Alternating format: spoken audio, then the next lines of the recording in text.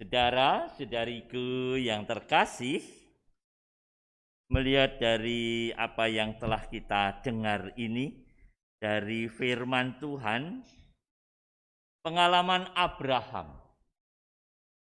Abraham di Ur Kasdim, daerah Irak,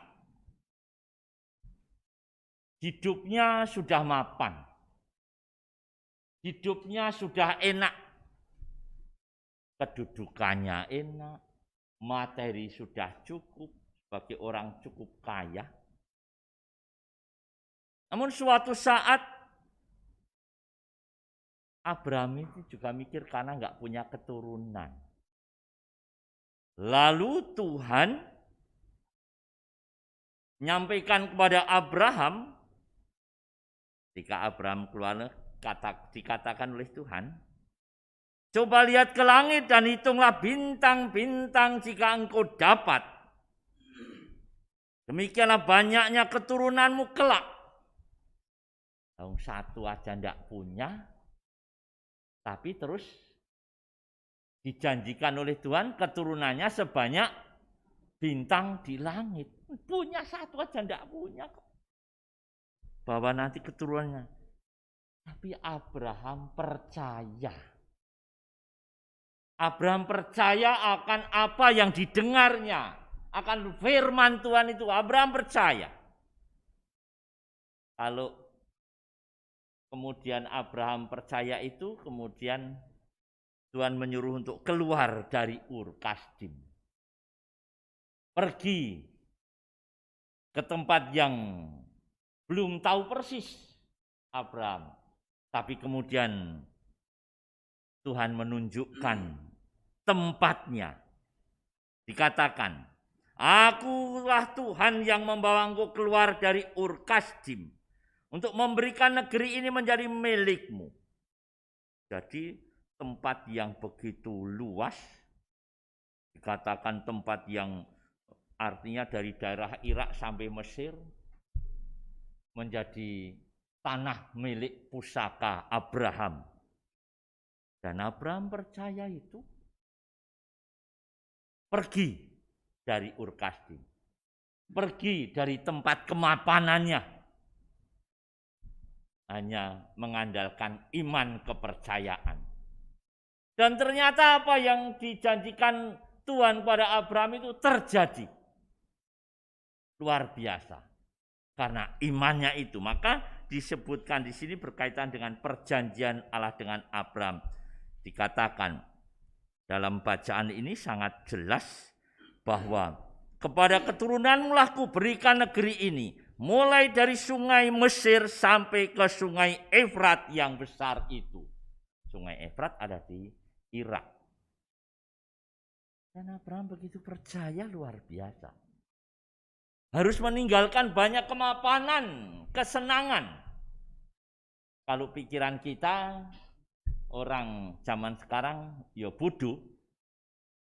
Wong sudah enak-enak kok. Tapi karena percayakan firman Tuhan. Nah, memikirkan masa depan itulah yang dipikirkan oleh Abraham sehingga dia pergi. Keluar dari kemapanan, memikirkan masa depan. Apa yang kita lihat dari bacaan Injil, kita dengar tadi, Petrus sampai ketika melihat begitu luar biasa penampakan tentang Tuhan Yesus, yang wajahnya berkilau-kilauan, begitu menyilaukan, pakaiannya begitu, ketika Tuhan Yesus sedang berdoa.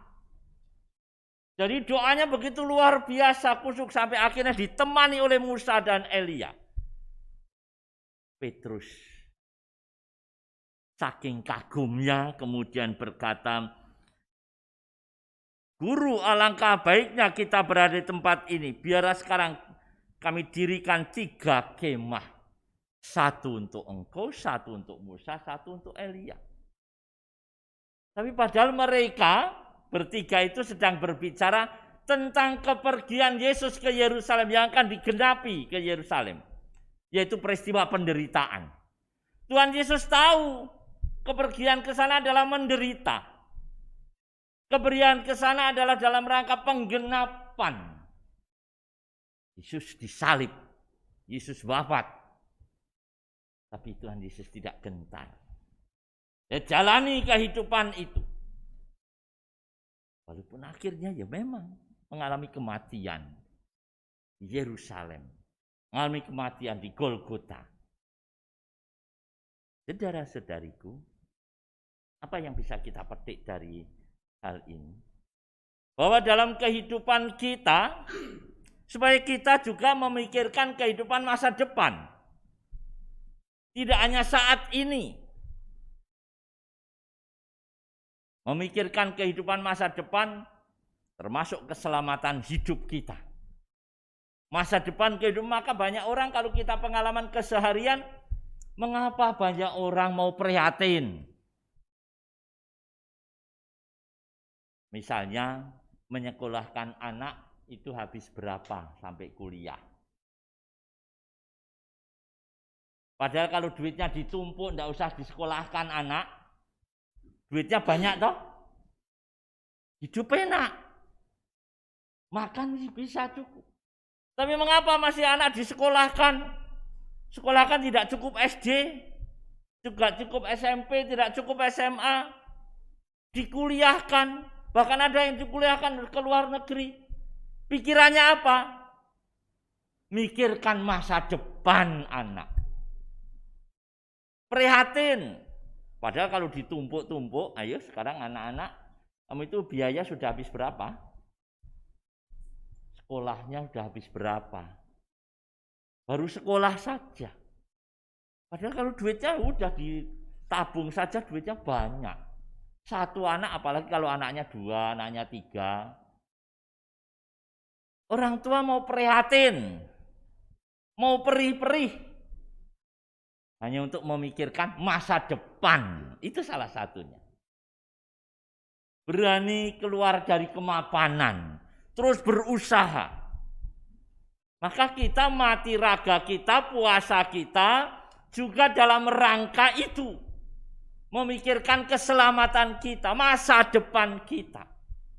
Tidak hanya saat ini. Maka disebutkan dalam bacaan kedua tadi, disampaikan kepada kita, bahwa zaman ini, saat ini, banyak orang yang hidup menjadi musuh salib. Musuh salib itu artinya orang yang cari enaknya saja saat ini. Maka orang bisa korupsi. Orang bisa melakukan hanya cari enaknya sendiri saat ini. Banyak orang. Tapi hendaklah kita meniru Paulus. Tidak seperti itu. Ada peri-perinya saat ini, tapi demi memikirkan untuk kehidupan masa depan, mari kita juga yang sekarang ini sedang menderita, sedang mengalami berbagai macam kesulitan. Untuk perjuangan demi masa depan kita, mari kita tetap teguh. Tidak menyerah atas situasi kita. Situasi penderitaan, situasi kesulitan, manggul salib. Mari kita hadapi. Jangan kita menghindar, jangan kita begitu takut sedemikian rupa. Hadapi saja. Sampai titik darah penghabisan kehidupan. Maka orang tua itu kalau nyekolahkan anak juga, walaupun sesulit apapun, demi anak kerjakan. Hadapi. Itulah masa depan. Maka demi kehidupan keselamatan kita, secara kerohanian dalam iman kita, sesulit apapun, seberat apapun dalam kita menghidupi iman kita ini, mari kita tidak menyerah. Seperti juga semangat kita menghidupi, mempersiapkan masa depan anak. Demikian juga dalam kehidupan keluarga. Dalam kehidupan keluarga dulu awal-awalnya senang seperti posisi kondisi Abraham. Perjalanan Abraham di padang gurun, ya keluarga sudah sekian tahun hidup di padang gurun. Hidup di padang gurun banyak penderitaan, banyak kesulitan. Tapi ketika dihadapi dan terus melaksanakan, mendengarkan firman Tuhan, melaksanakan firman Tuhan, maka Tuhan tidak akan membiarkan umatnya terus dalam penderitaan. Suatu saat Tuhan akan bertindak dan memberikan apa yang diinginkan hidup kita. Apa yang harus kita lakukan dalam kehidupan kita. Apa yang diharapkan dalam hidup kita. Seperti Abraham, kenyataannya kemudian mendapatkan anak. Dan terus keturunannya. Apa yang dijanjikan Tuhan terlaksana. Mari kita punya iman seperti iman Abraham. Tidak takut terhadap penderitaan, tidak takut terhadap kesulitan. Hadapi terus kehidupan kita ini, segala macam tantangan yang ada. Dan kita meraih masa depan supaya dengan mendengarkan firman Tuhan, melaksanakan firman Tuhan, maka Tuhan akan memberikan apa yang menjadi harapan dalam kehidupan kita. Tuhan memberkati kita semua.